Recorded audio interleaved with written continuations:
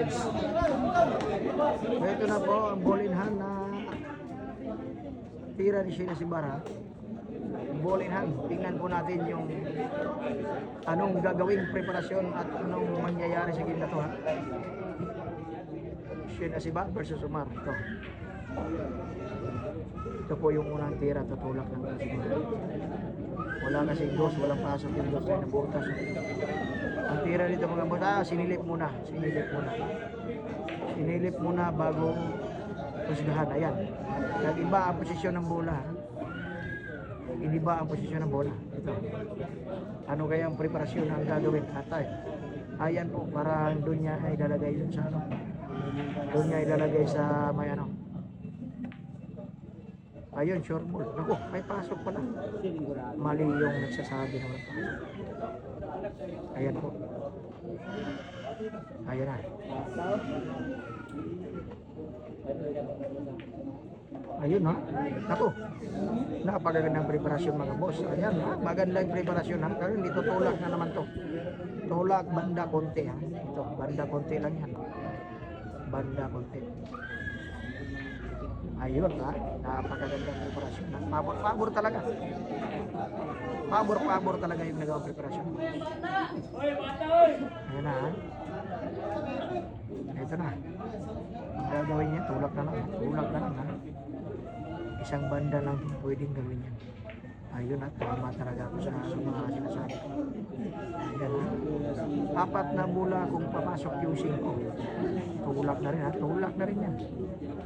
Maganda ang tulak niya. Hindi lang niya papadikit yung bola. Hindi lang niya papadikit yung bola. Ayun. Medyo mahina lang talaga yung tira niya. Dapat talaga may malakas konti kasi ano. Mahirap yan. Sa isang preparasyon, ha. Magpipigil pa siya ng pamato yan. Magpipigil pa siya ng pamato. Mas maganda talaga yung posisyon ng bola. Ayun na nga sinasabi ko. Dapat talaga, ano, mahina talaga yung tira ni Shingy yun, ha. Talaga naman, mahina talaga yung mga tira niya. Grabe yung sablay. Talaga naman, ha, grabe. 5-4 po. 5-4. Ngayon, natira ni Umar. Ito na. 4 na bola, kayang ubusin yun bagong tuklas, ha. Pero papanuhin muna natin kung anong mga tira ang gagawin niya. Ayun. Ayun, ha. Isang may pektos na pakaliwa ang ginamit. Pero ito, nabitin pa rin, ha. Nabitin pa rin yung tira. Nabitin pa rin yung tira niya kasi malakas konti, eh. Kaya gagawin niya dito mga boss, may pektos lang talaga ang tira dito. Pektos mahina, ha.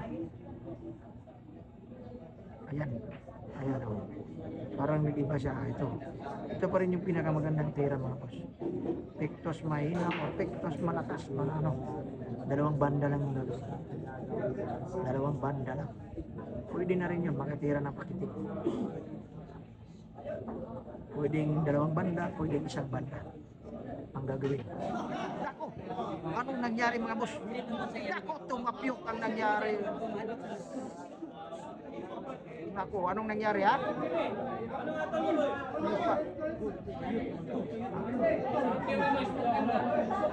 Nako, reklamo si Shinbei.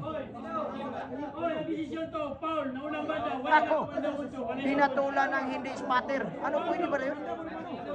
Naghato lang hindi spatter. Nako, spatter. Nako. Nako. Nako, ang rabing laban naman yan. Ang naghato lang hindi spatter. Pwede palang mangyari ang ganito mga boss. Ang hahatol sa laban ay hindi spatter. Anong nangyari sa bilyar, ha? Grabe. Ganito ba talaga ang bilyar, ha? Ang hahatol ay hindi spatter, ha? Grabe. Pwede palang maging mangyari ang ganito. Pwede pala hahatol ang hindi spatter, hindi repair yan. Grabe naman talaga. Ibang klase ang bilyar sa Pilipinas mga boss. Ibang klase naman talaga nangyari. Talaga naman. Pwede palang mangyari sa bilyar, ha? Sa Pilipinas lang po mangyayari yan mga boss. Dito lang mangyayari ang bilyar, ha? Paghahatol yung hindi spatter. Ayun, grabe naman talaga. Nakakabili yung bilyar, grabe. Ayun, ha? Grabe naman talaga yung bilyar. Iba ang nangyari mga boss. Spatter, hindi. Yung spatter ang hindi naghatol. Grabe naman talaga. Lugar talaga sa Pilipinas. Napaka ano.